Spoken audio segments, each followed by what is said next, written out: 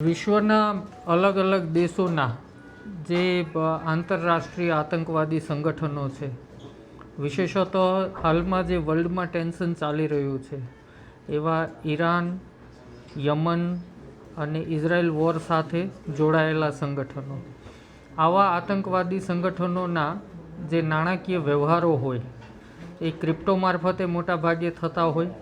એ ક્રિપ્ટોના નેટવર્કથી અલગ અલગ ક્લસ્ટર દ્વારા ટેરર ફંડિંગ મેળવતા હોય અથવા ટેરર ફિનાન્સિંગ મેળવતા હોય. આ પ્રકારની terror financing international drugs network, dark web અને અલગ અલગ ગુનાઓની સાથે જોડાયેલા જે ડર્ટી ક્રિપ્ટો જે છે એને USDT મારફતે, અલગ અલગ ક્રિપ્ટો મારફતે અને હવાલા મારફતે આરોપીઓ સુધી પૈસા પહોંચે એ પ્રકારના એક નેટવર્કનો પર્દાફાશ કરવામાં આવ્યો છે. આ ગુનામાં શરૂઆત એ રીતે થઈ, સેન્ટર ઓફ એક્સિલન્સની ટેકનિકલ ટીમ ક્રિપ્ટોકરન્સી ઉપર કામ કરી રહી હતી. એ દરમિયાન શંકાસ્પદ IPO ધ્યાને આવ્યા. એ શંકાસ્પદ IPO ઉપર કામ કરતા એક IP ભારત દેશનું મળેલું, જે IP સીધું સંકળાયેલું હતું artemislab.cc. આ ડાર્ક વેબ અને ઓનલાઈન ડ્રગ્સનો ખૂબ મોટો કારોબાર કરે છે અને વિશ્વ આખામાં કુખ્યાત છે. એનું ફંડિંગ અમદાવાદના એક ક્રિપ્ટો વોલેટમાં આવેલ હોવાનું જણાયું. આ ક્રિપ્ટો વોલેટ જે છે મોહસિન મુલાની નામના વ્યક્તિનું હતું.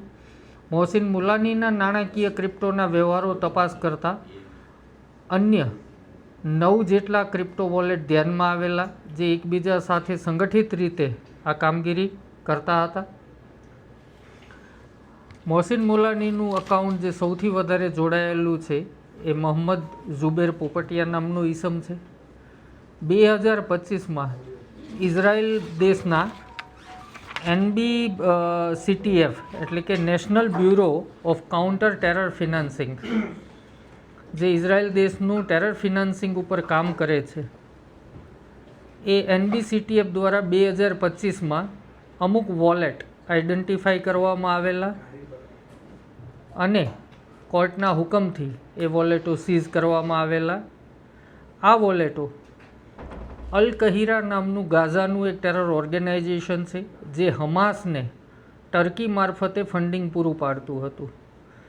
એ વોલેટ જે અલ કહીરાનું હતું એમાંથી સીધા પૈસા મોહમ્મદ ઝુબેર પોપટિયાના 2 વોલેટમાં આવતા હતા અને મોહમ્મદ ઝુબેરના પોપટિયાના વોલેટમાંથી આ પૈસા અન્ય આ ગ્રુપના મેમ્બરોના ક્રિપ્ટો વોલેટમાં ટ્રાન્સફર થતા હતા. ત્યારબાદ આ તમામ આરોપીઓના ક્રિપ્ટો વોલેટનું એનાલિસિસ કરતાં ધ્યાન પર આવેલું કે અમેરિકાની સંસ્થા છે office of foreign asset control, જેમ ભારતમાં FIU છે એ રીતે ગવર્મેન્ટ ઓર્ગેનાઇઝેશન છે OFAC, એ આ રીતે આતંકવાદ, ડ્રગ નેટવર્ક અને અન્ય ગેરકાયદેસર પ્રવૃત્તિઓ જે ડાર્ક વેબ અને ડીપ વેબમાં થતી હોય એમાં એ લોકો ક્લસ્ટર આઈડેન્ટિફાઈડ કરી અને વર્લ્ડ આખા માટે નોટિફાઈડ કરે કે આ ક્લસ્ટરો છે.